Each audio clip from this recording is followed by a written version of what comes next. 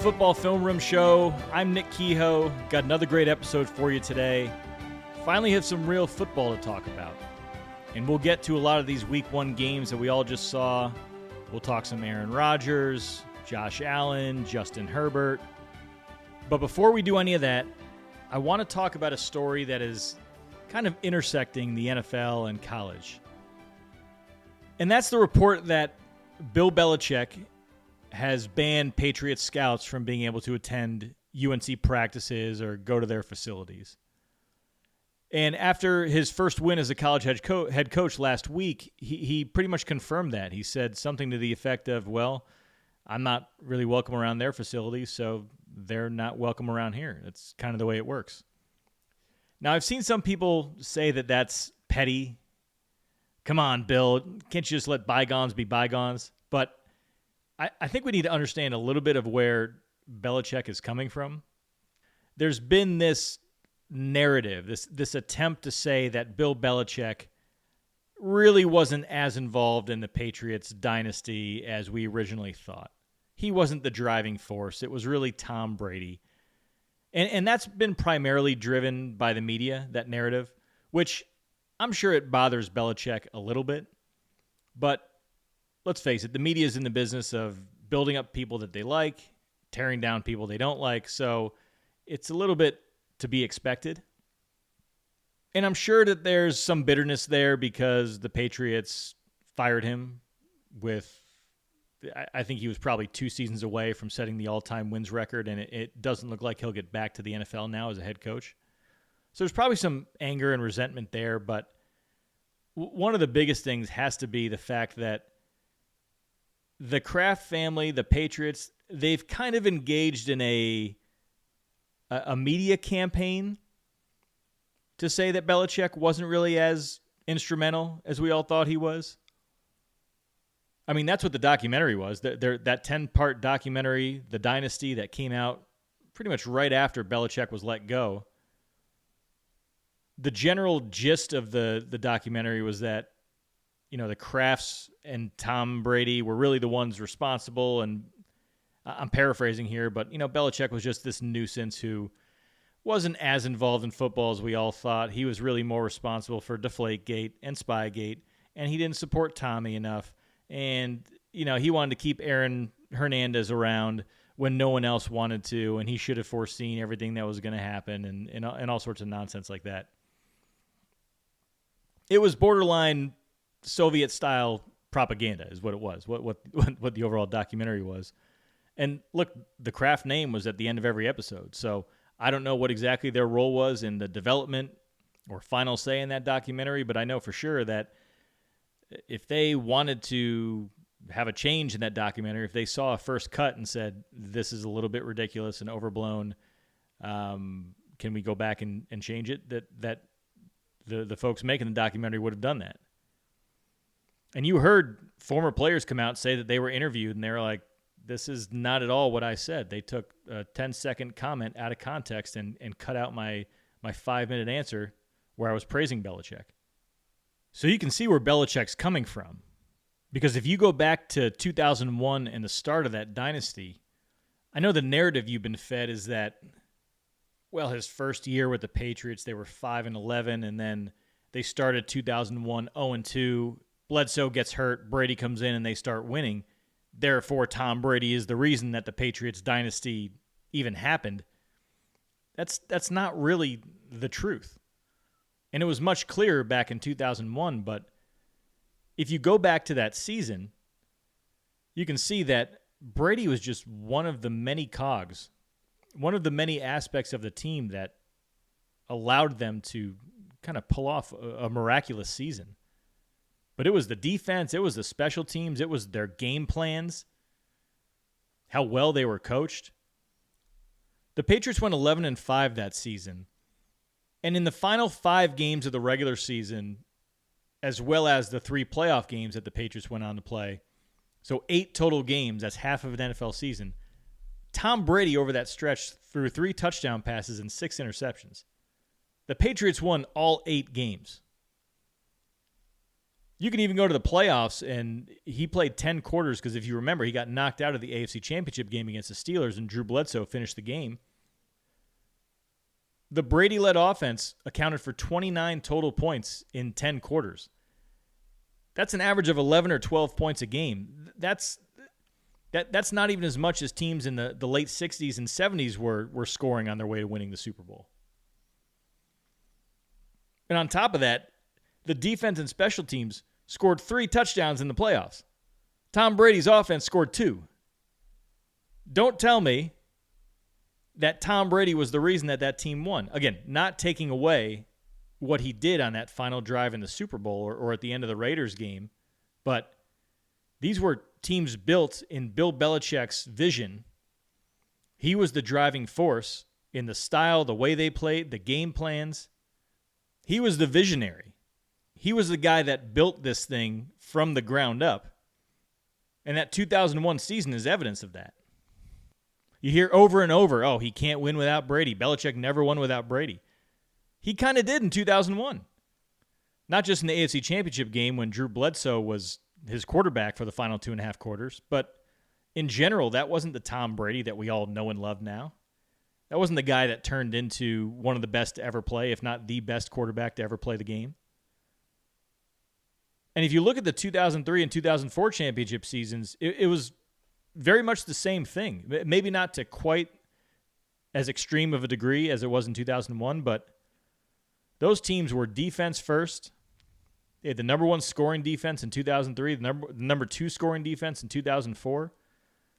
During 2001, 2003, and 2004, those 3 years that the Patriots won their first Super Bowls, the defense and special teams combined to score 24 touchdowns and 172 points of their own. That doesn't include field goals.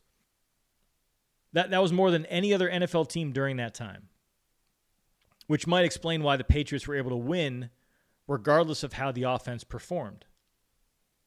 For instance, during that stretch, the offense failed to score 14 points in 11 of the 55 games that Tom Brady started, including the playoffs. They still went 8-3 in those games. The offense failed to score 20 points in 20 of those 55 games. They still went 16-4 in those games. And just to give you a little bit of context, Peyton Manning's offenses during those same years, they only failed to score 20 points in 11 of 53 games. And the Colts went 2-9 in those games. So Brady had the luxury of playing on a Bill Belichick team with the number 1 scoring defense in 2003, the number 2 scoring defense in 2004, and a team that scored a bunch of points on special teams, on defense. And really what it came down to was it didn't matter how Brady played. He had a great game, the Patriots won. He played okay, Patriots still won. He played poorly, most of the time they still won. In fact, when he completed less than 60% of his passes in a game, which happened 22 of those 55 games, the Patriots still went 19-3. If he threw for less than 200 yards, which happened 18 times, the Patriots still went 14-4. There were 14 games where he failed to throw a touchdown pass. Didn't matter. Patriots went 12-2 during those games. In nearly half, 27 of those 55 games, Brady threw as many or more interceptions as he did touchdowns. The Patriots went 20-7 in those games. Don't tell me Belichick had nothing to do with that. Don't tell me Belichick wasn't the driving force in building this dynasty. You don't win multiple championships with a great quarterback or because you have a great quarterback. You win multiple championships because you have an entire system in place and your entire team is good. If you want to know why Belichick has been a little bit petty towards the Patriots, it's for some of the stuff I just mentioned. He knows what role he played. No matter what he says in public, he knows he was the driving force. He had his hand in everything from the personnel to the salary cap to the on-the-field decisions to the development of Brady, the decisions to keep Brady and make Brady the starting quarterback. He had his hand in the defense, the special teams, absolutely everything. And the Patriots want to say after he left that, well, his role wasn't really that much. Please, you would be petty too. And by the way, this is sports we're talking about here. There's nothing wrong with being petty. Pettiness is kind of built into competition. Oh, you're going to do this to me? Okay. All right. I'm gonna one up you next time. I'm gonna do the exact same thing to you. I mean, I was listening to the Pat McAfee show the other day, and Bruce Arians was on, and he was talking about how back when he was the Cardinals head coach, before he became their coach, he had interviewed with the Bears to try to get their head coaching job. They denied him. They didn't think he was the right fit. And in his first game against the Bears, he wanted to run up the score. The Cardinals were up by 19 points in the fourth quarter, and his team was still throwing. That's petty, but it's also, they were laughing about it on the show. I was laughing listening. It was funny. It's kind of built into the overall sports and competition experience. Pettiness has led to great individual performances, individual players. Chips on your shoulder. Michael Jordan was petty. Shoot, pettiness brought us one of the best things to ever happen to the NFL, and that was Refrigerator Perry getting the ball. If you go back to 1984, the 49ers were playing the Bears in the NFC Championship game. They were winning 23-0. The game was out of hand. They were just kind of running down the clock. And they brought in their big guard, Guy McIntyre, to play fullback, to do some lead blocking, to get a running start and be able to pulverize Bears defenders, just adding insult to injury. And Ditka saw that, didn't like it, thought, okay, you're trying to rub our face in it? Okay, I'm going to remember that. It was surely a petty move by Bill Walsh. But as fate would have it, that very next year after the Bears drafted William the Refrigerator Perry, defensive tackle, round, 300 pounds, but could move pretty well for a man his size. The Bears got a crack at the 49ers again. They played them in Candlestick. I think it was like week 6 or so. And that was that 85 Bears team that would go on to win the Super Bowl. But against the 49ers that day, they beat them 26-10. And at the end of the game, because Ditka had a pretty good memory, he decided, all right, I remember you putting McIntyre in at the end of the game in the NFC Championship game last year. I got something else for you. So he put William Perry in the backfield, and he didn't just have him lead block. He gave him the football. He forced those 49ers defenders to have to tackle William Perry. And it became a thing, as you all know. He scored a touchdown in the Super Bowl. But throughout that year, really starting at that point, Ditka just kept trying to find ways to use William Perry, and it went from a pettiness thing to a strategic advantage. He started having him carry the ball, had him be a lead blocker. I think he caught a touchdown pass that year. I think he threw a pass. So thank goodness for pettiness. But going back to Belichick, was he being petty? Is he being petty? Yeah, probably is. I know he didn't start it, and I think it's entertaining. So, don't be petty in your real life, but this is sports. It's kind of built in. Revenge is a very real thing.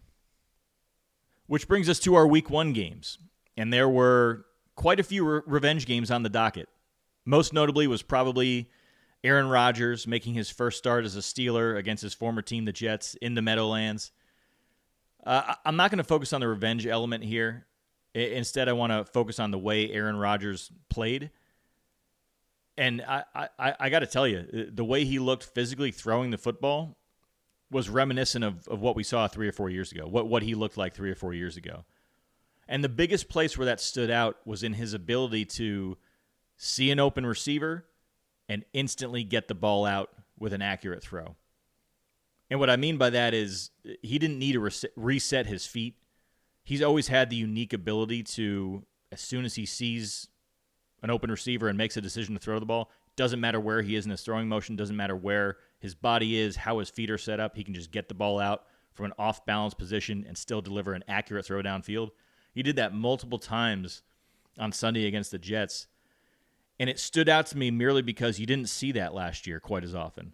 Now, I don't know if it was just being rusty from having missed the 2023 season, or the Achilles was, while it was healed, it wasn't at full strength. His leg wasn't at full strength. I know he battled through some injuries.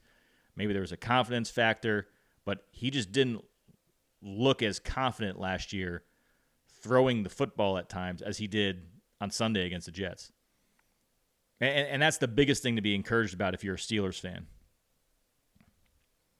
Because Rodgers, at age 41, going on 42, he needs his health. He needs to feel good going into games. He's not 25 anymore, where he can sort of play through a twisted ankle or whatever the case may be and still play just as well as if he was 100% healthy. You get older, you need to feel good to be able to perform as well. And so that'll be the question for the Steelers, is to make sure that he's upright. They got to protect him better than they did last week, but for right now, Rodgers just throwing the football purely from that standpoint, I thought he looked great on Sunday.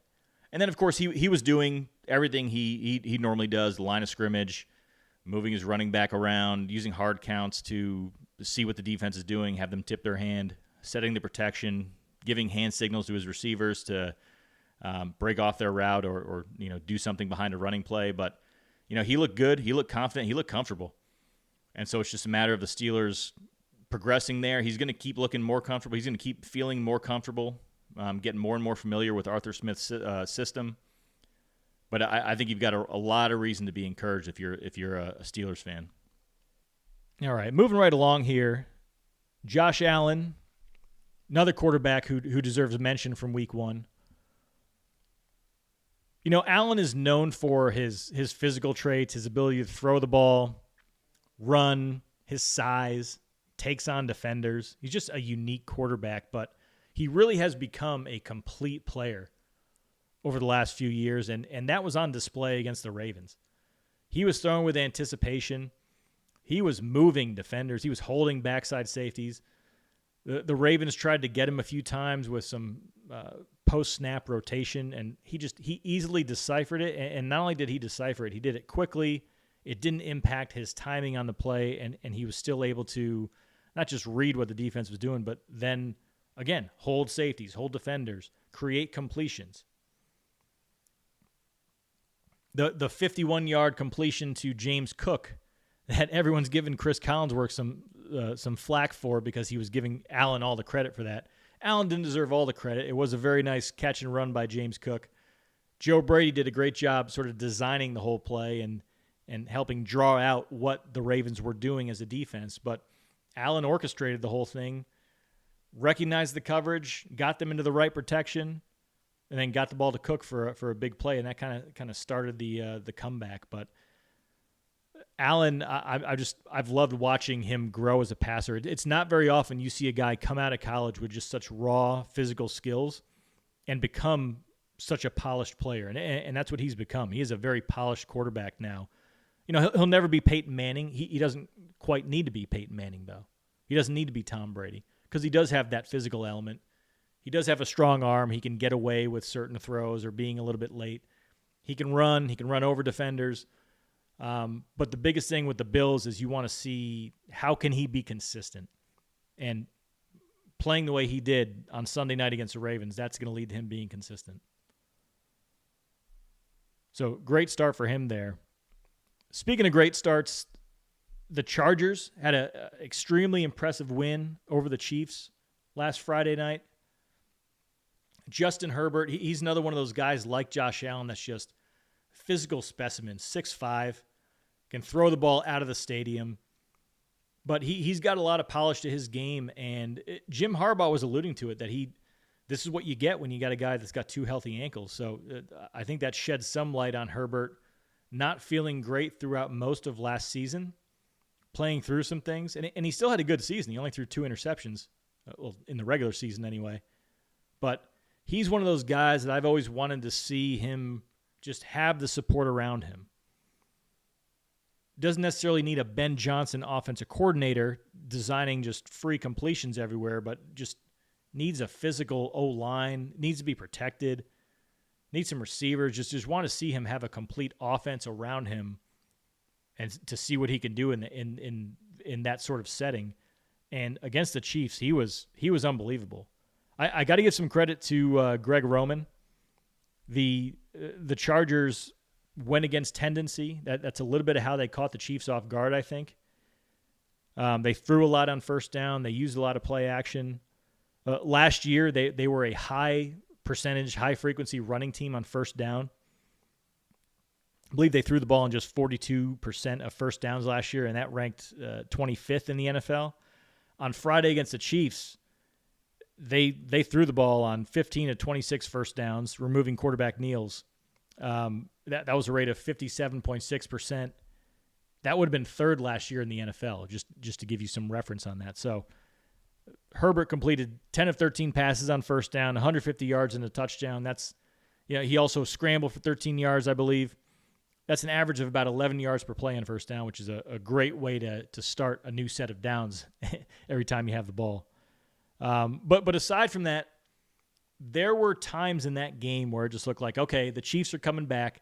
They're about to do the Chiefs-Chargers thing where the Chargers had a glimmer of hope, gave the Chiefs a mild scare, but at the end of the day, Mahomes, Andy Reid, Steve Spagnuolo, they just pull it out. But that didn't happen in this game. So the sequence I'm talking about is in the third quarter. The Chargers were up 13-12. It was a 2nd and 7, I believe. And the Chargers had the ball at their own, 29-yard line. That's not a place where you generally see cover zero blitzes.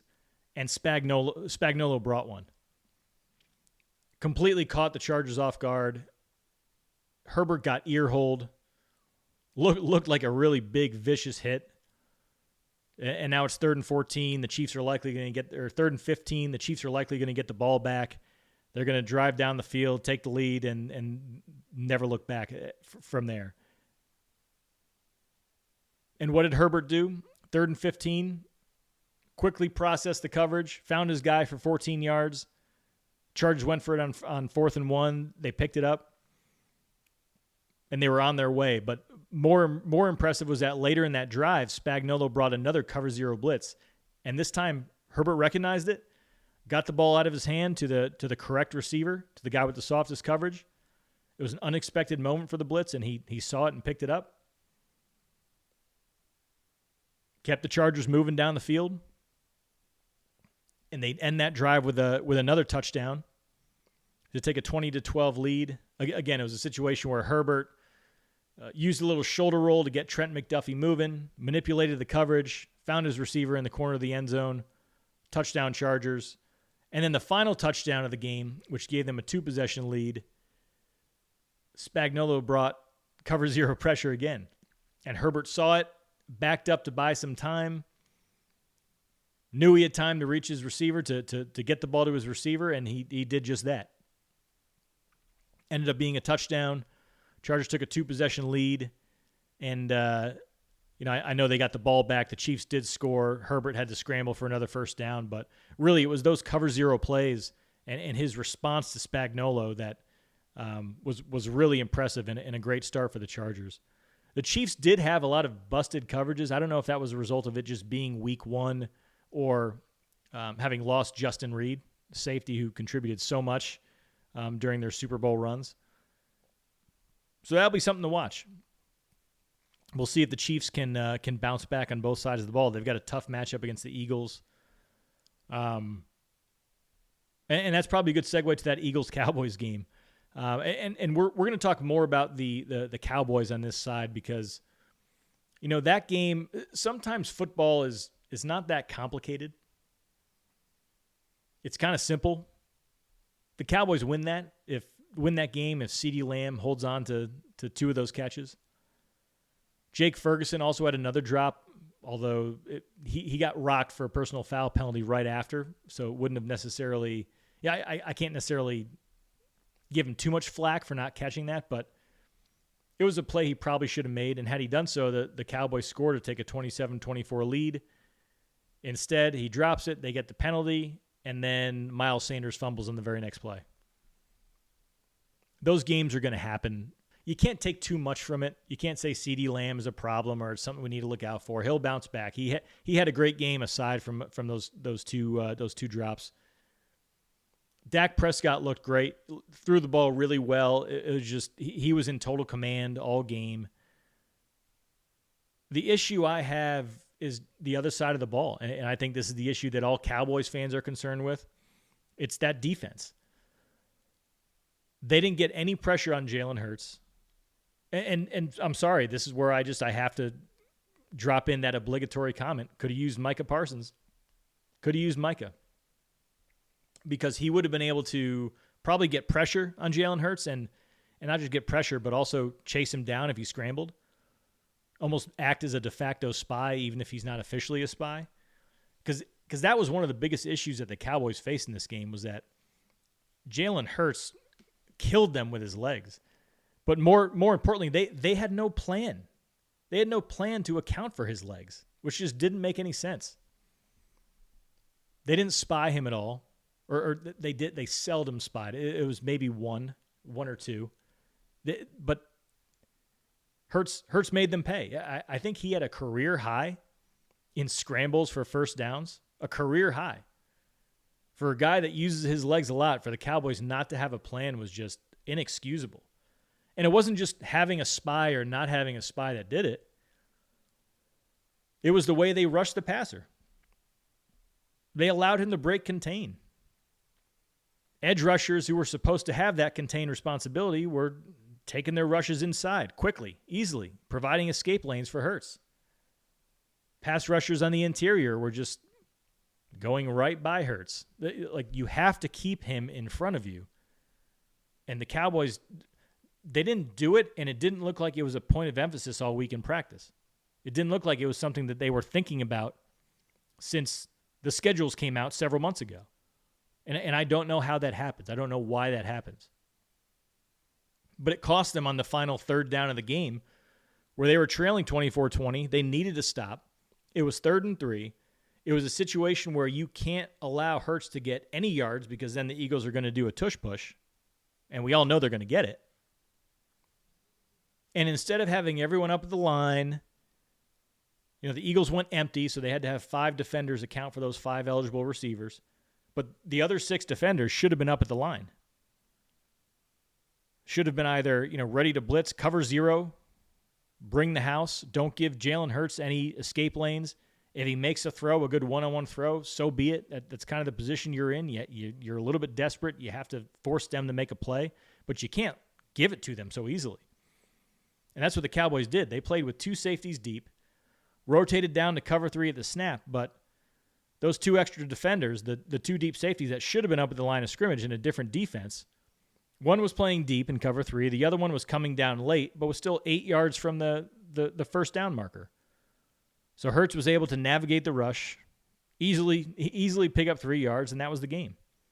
So that's one of those situational issues that, look, it's plagued Matt Eberflus since his days in Chicago, and it wasn't a very good start for Dallas in their opening night matchup against the Eagles. A couple other games I want to get to. There were sort of big stories from the weekend. We should probably get to Micah Parsons and that Packers defense. Really, it wasn't Micah Parsons that was the story in that game for them just completely dominating the Lions. Let's call a spade. That defense, whether Micah Parsons was playing or not, I think they put up the same performance, because he wasn't the one that was making all the impact plays. It was the rest of that defense. They were flying around the field. They stopped the Lions' run game. There was one play where I froze the all-22, and it was Gibbs running to the outside, and he had 5 Packers jerseys just surrounding him. Jeff Hafley had those guys. They were ready to go. They were flying around the field. Defensive linemen were shedding blocks.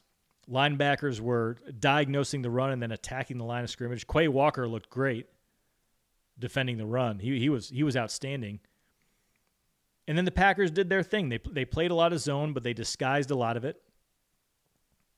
They caught Jared Goff for an interception, where they started in one coverage and ultimately rotated to Tampa 2 as a non-traditional Tampa, and that they fooled Goff, and he threw the ball. He threw an interception. It was a 3rd and 6 deep in Packers territory with the Packers up 17-3 right before the end of the first half, and that was kind of all she wrote. That was the game.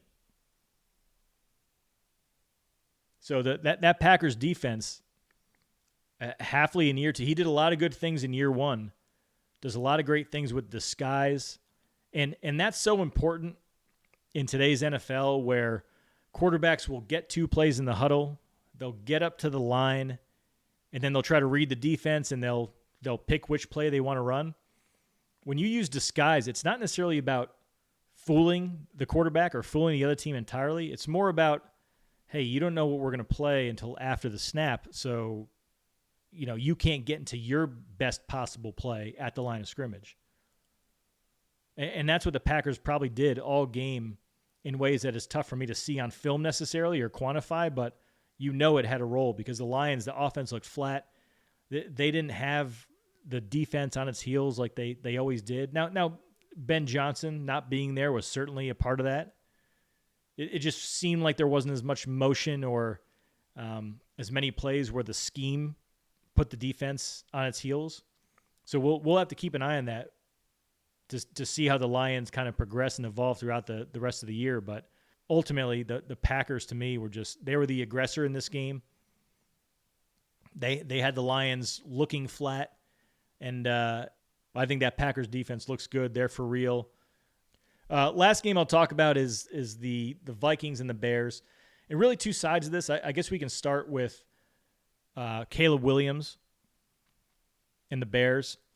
Looked good in that first drive. Looked like he was playing with just a little bit more timing, was running the offense, and that's what you're hoping for if you're the Bears. You're hoping Ben Johnson can turn him into more of a pocket passer, a guy who's going to execute the plays that are called, execute the offense, and then when the time calls for it, run around and make a play. Sort of add that element to the offense that a guy like Jared Goff didn't necessarily have or wasn't able to do.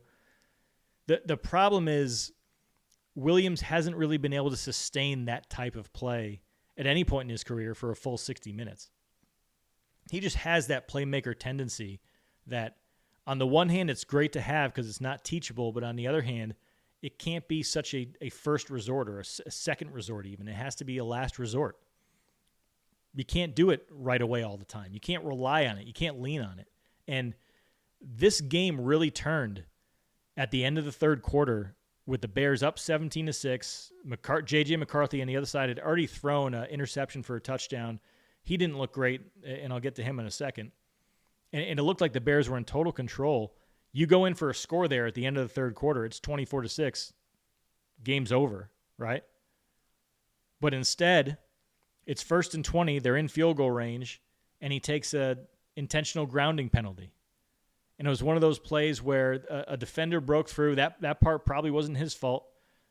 He had to try to avoid the sack and run around, but like he wasn't looking to get to the outside and just throw the ball away. He stepped up, tripped over one of his offensive linemen, ended up trying to throw the ball away at the last second as he was going to the ground, and result was an intentional grounding that kind of killed the drive. And then the next play, they just had to throw a quick completion to get in the field goal range. The field goal was missed, and then the Vikings kind of turned the game there. On the other side, J.J. McCarthy making his first NFL start didn't look great for most of the game. Probably through the first 3 quarters. Seemed a little jittery. Was moving in the pocket unnecessarily. Was kind of looking for escape lanes. He was setting his feet. It wasn't egregious, but he was clearly looking to move. I don't think he saw the field particularly well early in the game.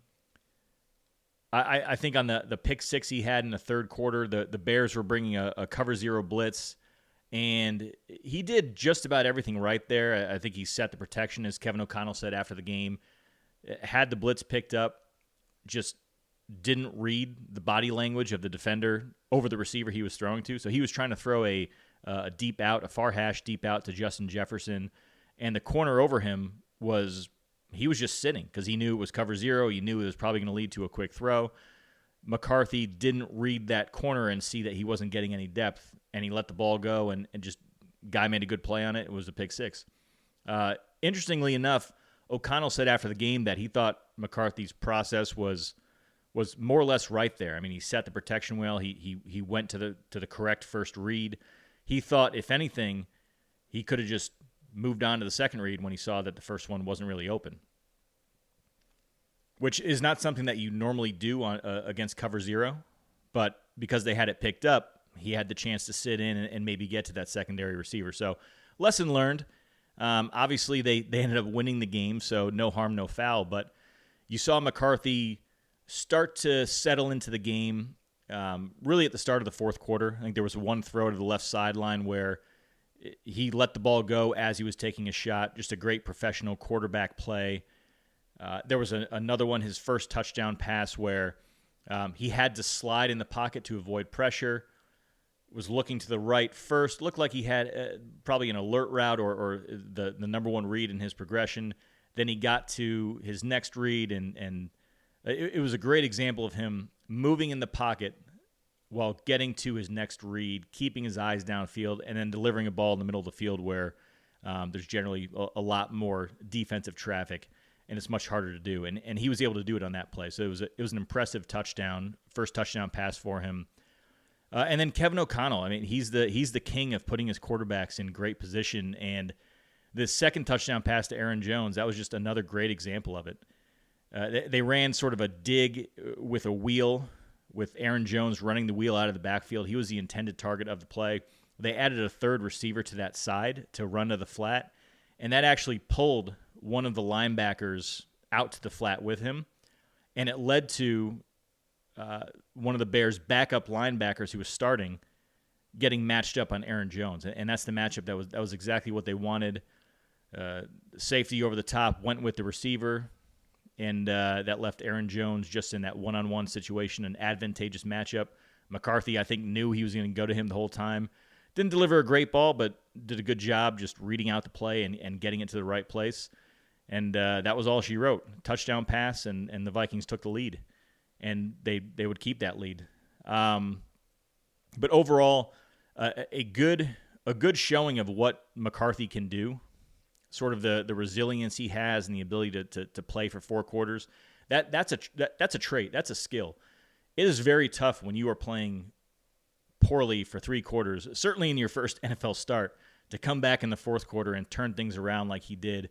You know, obviously had help from O'Connell and the way he called the game, and has got some good players on that team that he can throw to. But tip your cap to J.J. McCarthy for what he was able to do in that fourth quarter. There's that level of poise to his game that everyone's been talking about. It's tough to really analyze that stuff and see it on film. You're just going completely off of hearsay. But I guess this was as good of an example as you can get of that, where fourth quarter, games on the line, he got better. He was better than he was in the first three quarters. So there's certainly something to say about that. That's it for today's show. Glad we finally have some real football to talk about. Looking forward to another great slate of Week 2 games. And I'll see you all next week.